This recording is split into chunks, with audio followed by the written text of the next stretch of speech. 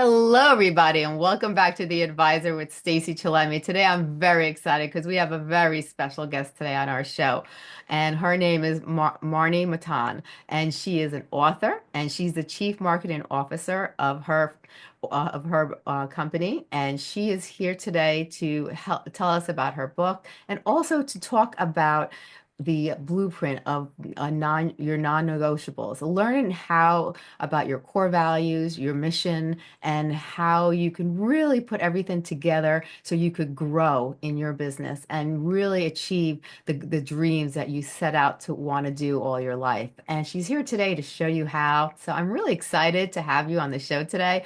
Tell us a little about yourself, Marnie, and what you do. Thanks, Stacey. It's so great to be here.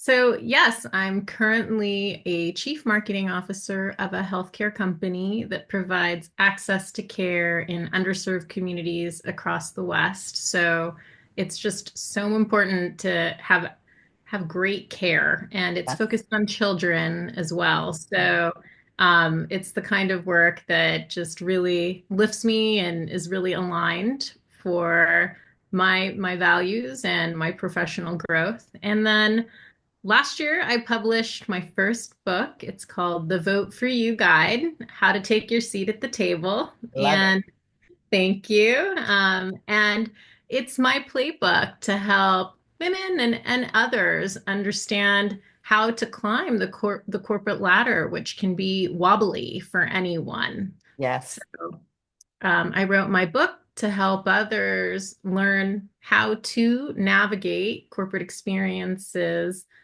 and leverage as Stacey said, my top 10 non-negotiables list so that you could align passions, your life, and your work all together. I love that. I think balance is so important. And in today's society, it is very hard for women to move forward in different respects. And what are some of the things that you have found from your own experience in the corporate world when it comes to women, or even like in the business world, women trying to succeed and trying to excel and elevate to new levels? What are some of the things that you find women tend to struggle with? I think that just because of the COVID pandemic, people are working from home. And so you're not seeing the action, you're not hearing the conversations in the kitchen or just watching people go to and from the CEO's office. And Right. so the biggest thing that is so important now as a leader is to make sure that we're bringing people into the rooms, into these Zoom rooms, so that they can listen and that they can learn. There's a stat that Brigham Young had done a study that said if there's one woman at the table and everyone else is a man, a woman would speak 75% less. And if someone Really? else, yes, 75% less, but if there is another woman at the table, that helps all of those voices be heard. So I think that that's also another thing that executives or managers can do, which is to help other people come join those meetings when appropriate, of course, and also help amplify each other. Yes.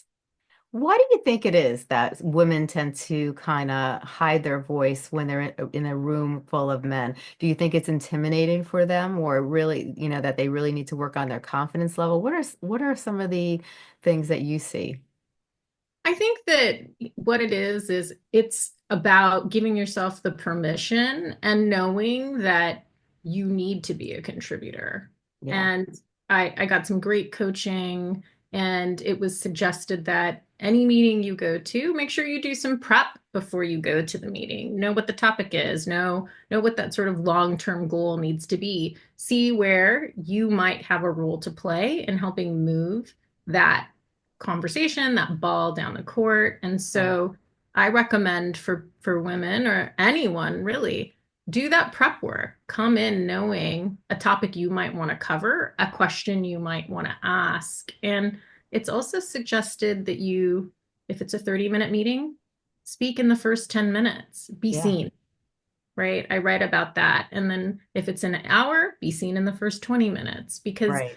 you're nervous, and if you wait till the very end, it's too late. So Yes. I think it's just those small things where you are setting an expectation for yourself to have that preparedness, number Yes. one, right? And then also to have that courage to speak, right? Right. And then everything would be welcome, because if you've done your homework, then you're just really helping get that ball to the other side, Hmm. right? Which is good for everybody who's at the table.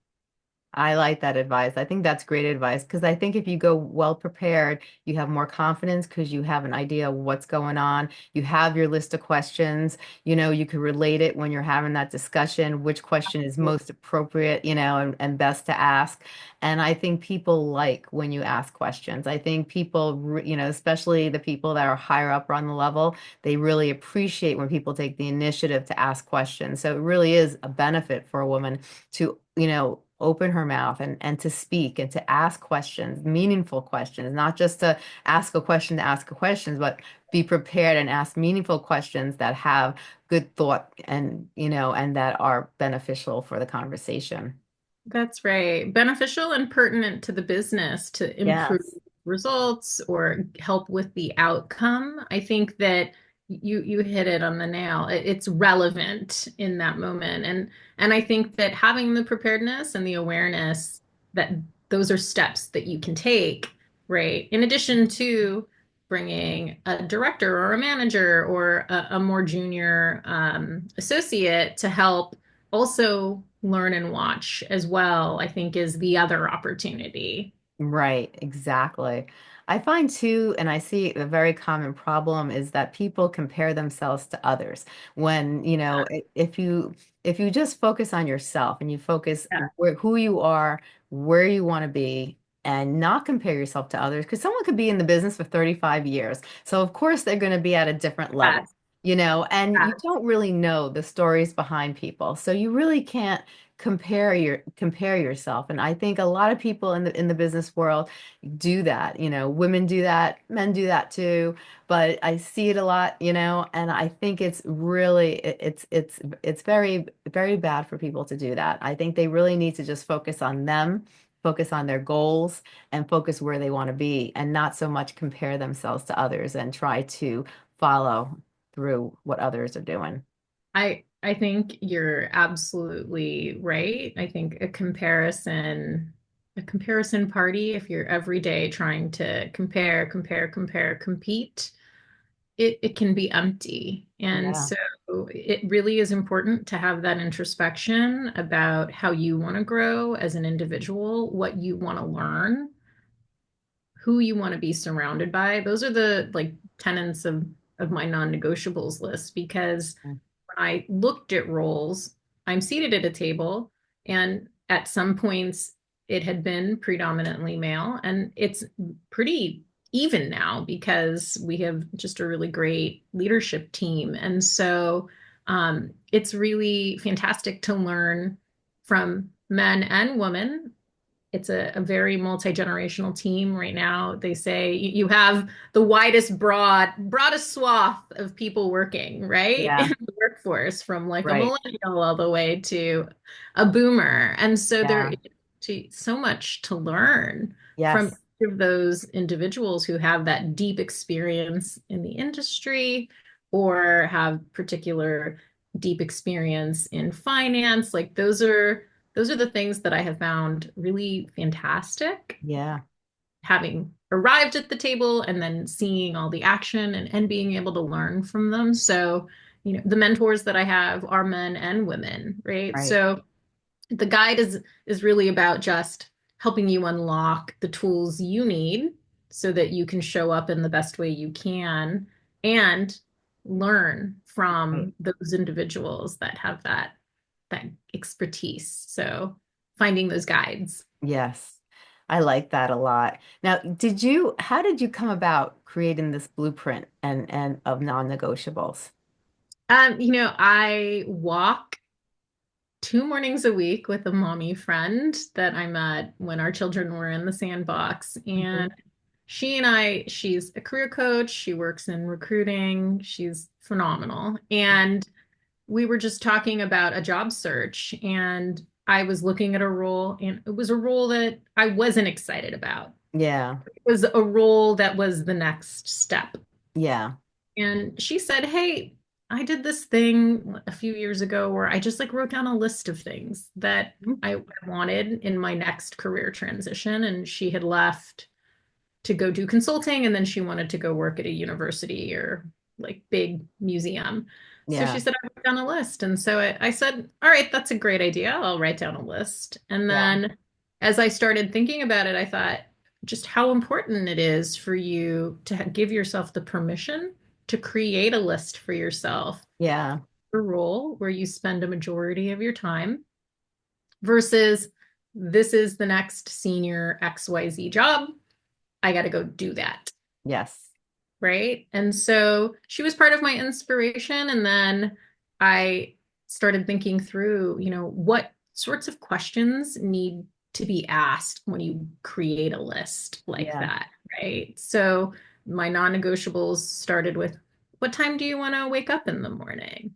Who do you want to be surrounded by? Do you travel? Is it hybrid? Right. What do Hmm. you want to learn in the role? I think when I used to do a job search, I would just say, vice president of marketing. Yeah. It wasn't, right? It wasn't clear. Like that could be anything. And so when you looked at opportunities, you couldn't have the discernment, Yeah. if it was a right fit, right? And so you kind of do yourself a favor by looking through opportunities that are suitable for you, that serve your professional goals and personal. I wanted to be in the role that I ended up getting, able to volunteer for Little League Baseball for my son at Right. block on occasional days in the spring, right? And Yeah. so in another world, when I worked in tech, that wouldn't be possible. Right. I think it's this really, it was just a wonderful opportunity where a really dear friend and I were coaching and guiding. So that's where it all sort of, the genesis of the story starts is with that friendship. Yeah. I think sometimes it's great because when you have two people on the same wavelength, r really great things can come about. And sometimes, when you communicate with others, we were talking about communication, sometimes other people could really make the light bulb go off, like Yes. they make you think of things that you normally wouldn't think of. And then it's our job to, really decide, hey, that's a great idea. Maybe I want to go and try that and do that, and great ideas could turn into great projects that can turn into great careers. It's endless options. Absolutely. And 100% on just good ideas come from anywhere. When I used to work at an ad agency, it was like ideas can only come from people who have a particular label called Yeah. create. And as a manager, I think good ideas can come from anywhere. I Yeah. want to hear them. Hmm. It might not be the right thing at that moment, but Right. I can file it away for another time, right? Or Yeah. apply a version of it to something else. So it's very important to listen, as you say, and acknowledge, let them Yes. know, I hear you. Thank you for Hmm. sharing that. And at the end of the day, sometimes those things become a big idea later. Yeah. So it's it's really critical to listen, acknowledge, and create the welcome. Right. I think you're so right. And even if the idea isn't the right idea at the time, it can be the right idea 3 or 6 months later. And That's right. you could always, I always love to write good ideas down, because Yes, you never know, because it may, like you said, it may not be the right idea at the moment, but in a few months from now, it might be something that could really be really beneficial for you, the other person, the entire company, the entire department. You never know. You never know. absolutely. I was talking to someone about marketing, and they were talking about the film Wicked and Mhm. why everyone was like, wow, why is it everywhere? And it's Yeah. because that team went to the NBC Universal Management team and said, hey, this needs to be an enterprise strategic initiative so that Yes. it touches the far reaches of this company's, breadth and scope in that case, right? Right. And so I think, someone had that idea that wasn't at the top, right? And Yeah. it served them. And so I do think when you think about comparison, sometimes people can be focused on competition. Like, Hmm. oh, I'm not going to bring them. I'm not going to elevate them. I'm not going to listen to what they're recommending. And, in your earlier in your career, you can believe that that's the right thing to do because you Right. want to get ahead. And I've learned that that doesn't get you anywhere, right? Yes. Like it is better together. It is better bringing people along the way. And Yes. I was joking with my team. I said that quote and I was like, from a very important Microsoft screensaver. And they literally they fell out of their chairs. So, I so love it. yes. It's funny, but sometimes working with the competition, if you join forces, sometimes you can come out with really good things. Like there's a lot of times you see, people who are competitors, join for certain Mhm. projects, and they really come out with some great ideas, and they're even more powerful because you have two powerful organizations coming together Training. and they're putting it all on both sides and they have what it takes and it turns out to be phenomenal, and it's Definitely. yeah, it's just not being intimidated, is the key factor. That's right. I think it's knowing that both entities, you and them, have something to bring, and together it can be elevated Yeah. and generally better. So I think that there is that openness again, Mm-hmm. general, that maybe in different times people felt it only has to be this way, it has to be insulated. It just this is the only group that Yeah. can be decision makers or strategic thinkers. And so I do welcome that and encourage that. 100%. Now tell me a little about your book, Vote for You. I want to hear more about it.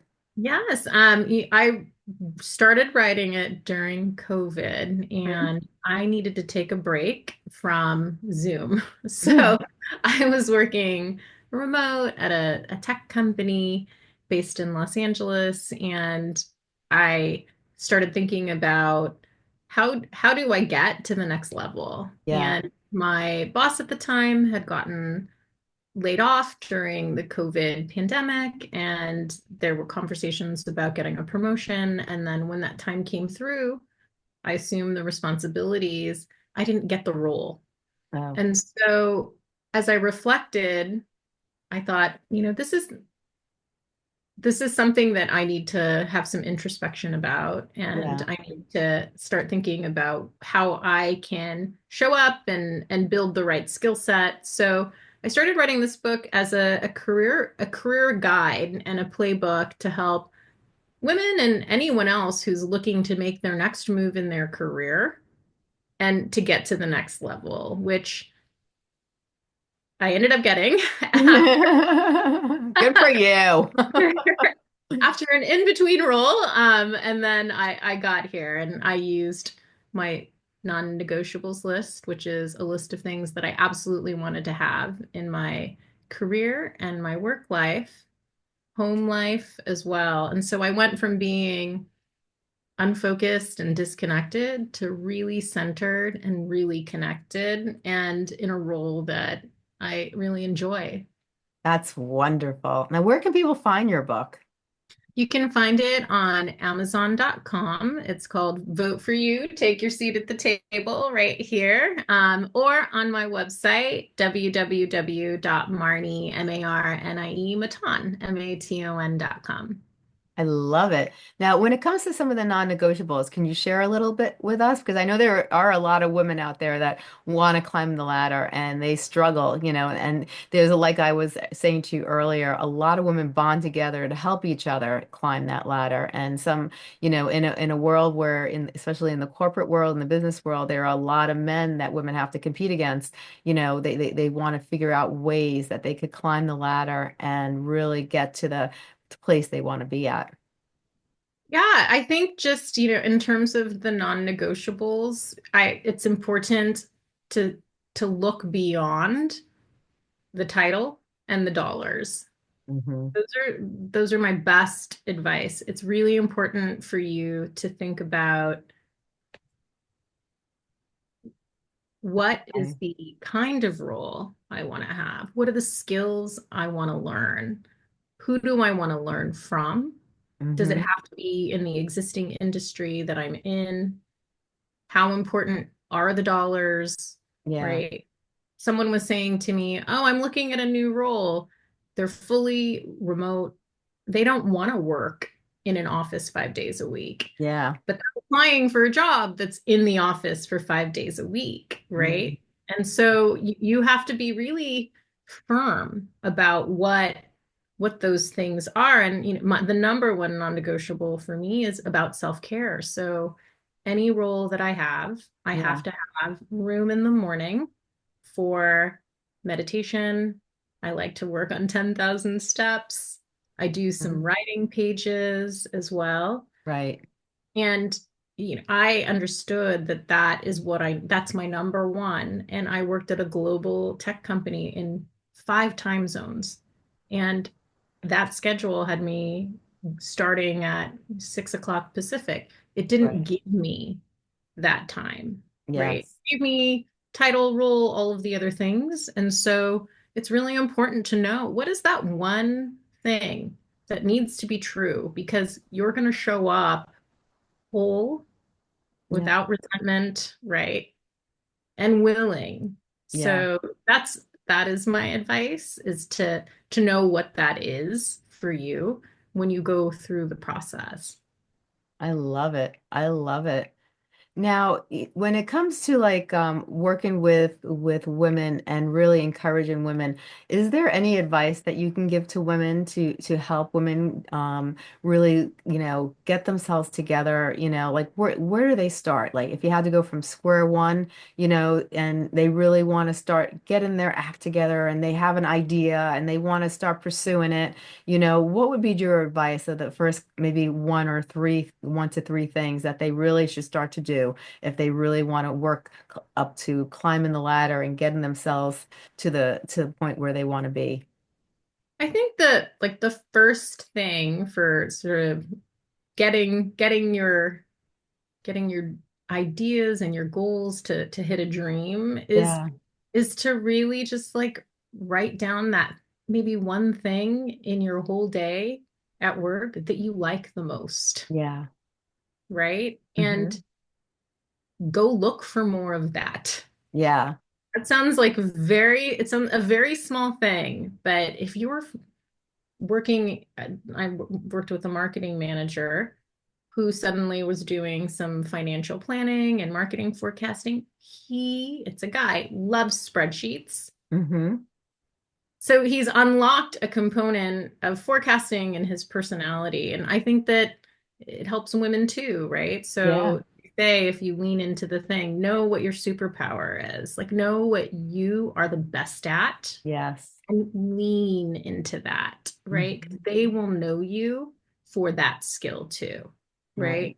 right? Delivering on that. So I think that, that's, both things are about leaning into your strengths. Right. And then I think the third thing is write down what that small dream could be Yeah. that's supported by those things that you're good at, what that your strengths are, and then tell someone. Right. Tell tell a squad, tell your two best friends that, hey, I said to everybody, I'm starting to write my second book, Hmm. right? I started telling everybody, and then I'm like, okay, I better start scaling that down. Right. And so then they are there to be accountable and to help you be accountable. So you're accountable to one another to say, well, how's the progress on that? Are you making time for that? Right. Right. And so I think that's the third piece. So leaning into what you like in your Hmm. current role, finding that superpower, leaning in, and then writing down what that is for the future Yeah. and telling a friend who will help get you to the other side. Right.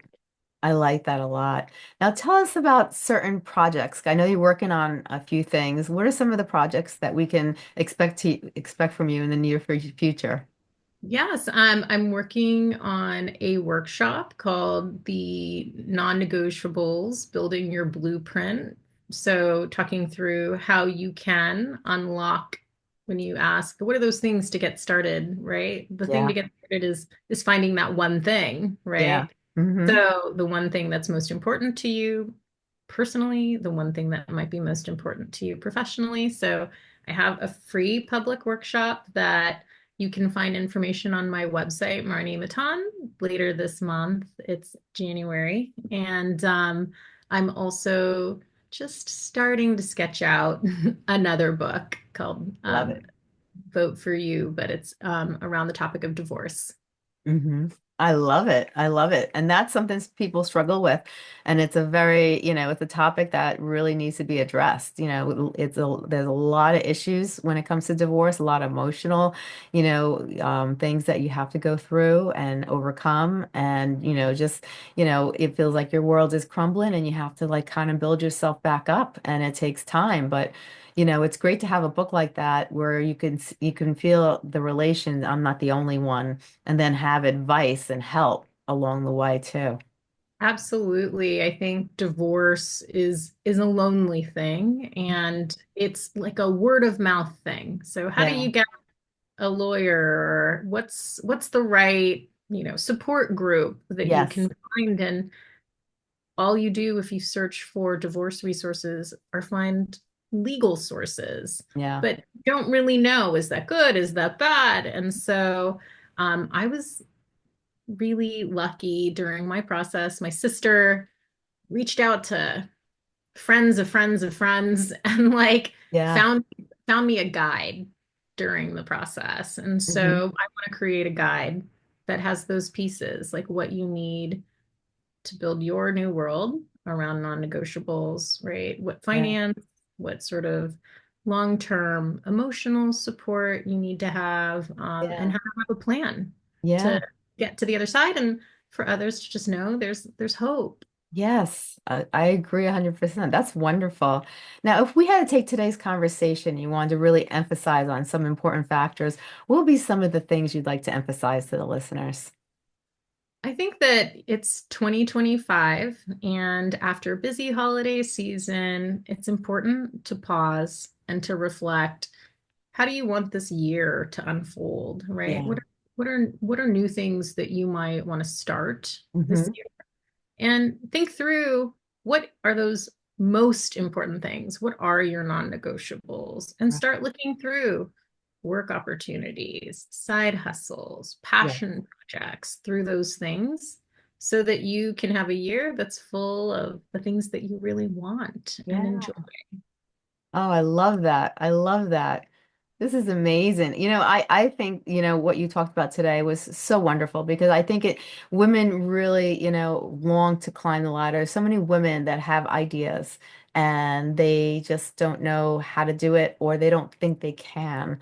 And, and with the right help and the right, someone boosting them, giving them the right courage and giving them the right guidance, they really, really can be able to move up the ladder and to be able to be the person they want to be. Now, do you do any services? Do you provide any services to people? You have your workshop, but do you work one-on-one or in group sessions or to help others? Yes, I mean, I am like always available to help on a one-on-one basis and coaching if people want some support. I am always happy to do that. And then in the workshop, there's sort of small groups. And so the hope would be that you would connect with other people that are looking to make the same moves that you are too. I love it. And I think the key is connection. I think that really helps. That's absolutely it. That's a part of my mission, is to be a connector of people and a light and a lift to get people to where they want to be. Yeah. Oh, I love it.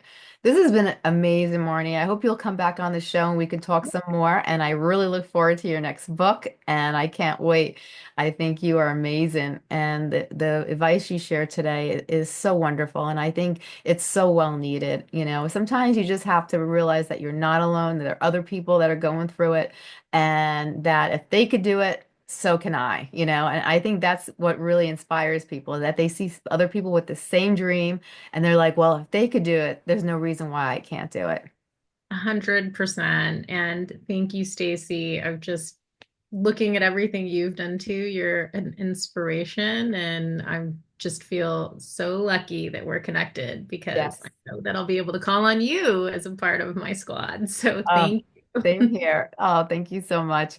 Well, you have a great day. Thank you for being on this show. I look forward to talking to you soon. Thank you. Have a great day. You too.